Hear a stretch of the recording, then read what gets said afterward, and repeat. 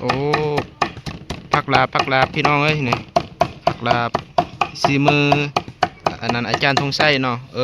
อันนั้นบ่แม่นอาจารย์เสียบธงชัยพี่น้องเอ้ยเสียบธงชัยสอลายโอ้สิลาเป็ดให้กินมื้อนี้เด้อลาเป็ดแซ่บโอ้มาพี่น้องมาเอาเลยมื้อนี้อันนั้นบาวเซียนพาแซ่บพี่น้องเอ้ยพาแซ่บอยู่เที่ยงให้เที่ยงหน้านี่พี่น้อง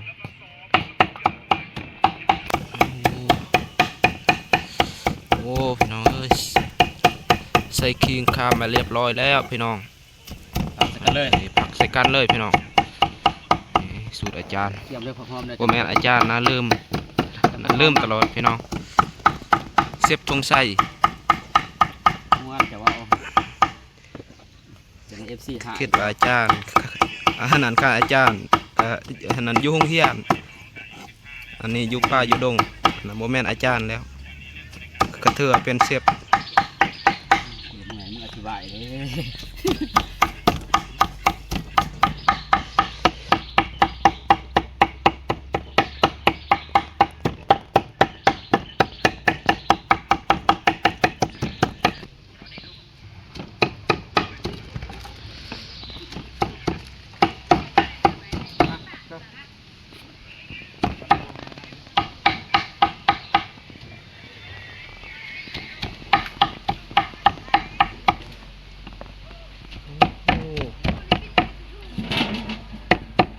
เสียบธงชัย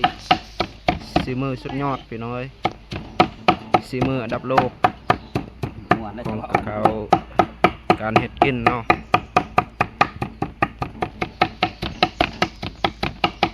เพื่อนนี่การแบบอยู่ห้านอาหารนี่ถือว่าได้อยู่พี่น้องแต่ว่าสุดยอดอยู่ถ้าเราตกตายจบแต่น้อยก็เป็นแล้ว Kalau dilapit yang tiga. Apa lo yo? Apa lo yo? Apa pa lo yo? Apa lo pa lo? Apa lo yo? Kak. โอเคแล้ว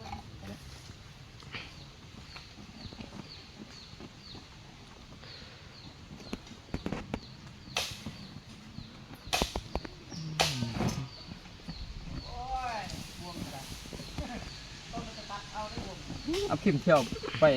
เริ่มเอามาบ่บวงสดได้บ่มีบวงเอามือเห็ดคืออินเดียเลย ม้วน Nam Boker.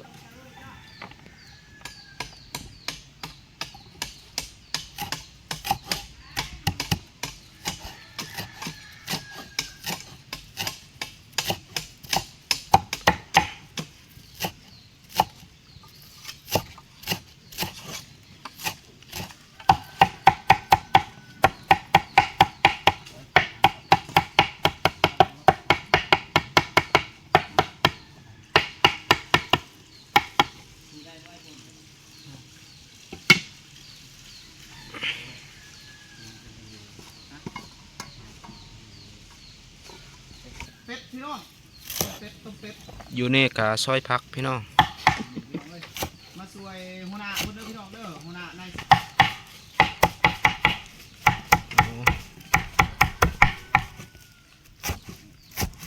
บ่ได้ถือพวกมาพี่น้องสาไทยก็บ่ได้ถือซ้อมมาบอกนะเบิ่งนี่จะเป็นบีทาหัวพี่น้องบีหัวทาบีเนาะพวกมึงเนาะเดี๋ยวมีพวกนำได้บ่ส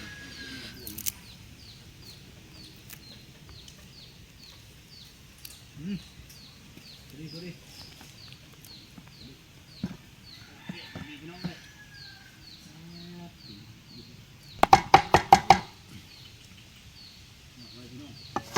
พี่น้องเลย แม่นแล้ว FC เนาะ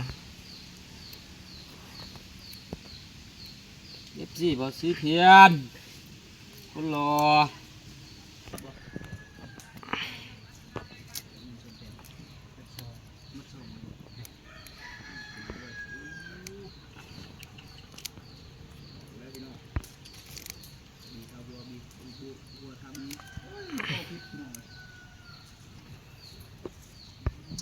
โอ้ให้หัวใจมันเกิน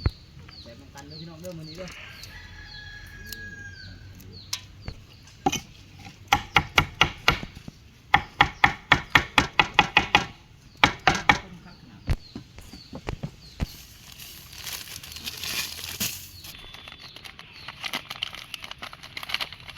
ลายเสียบลายเสียบหน่อยเสียบหน่อยโอ้ ไปไม่หยุดเลย ใส่ต้ม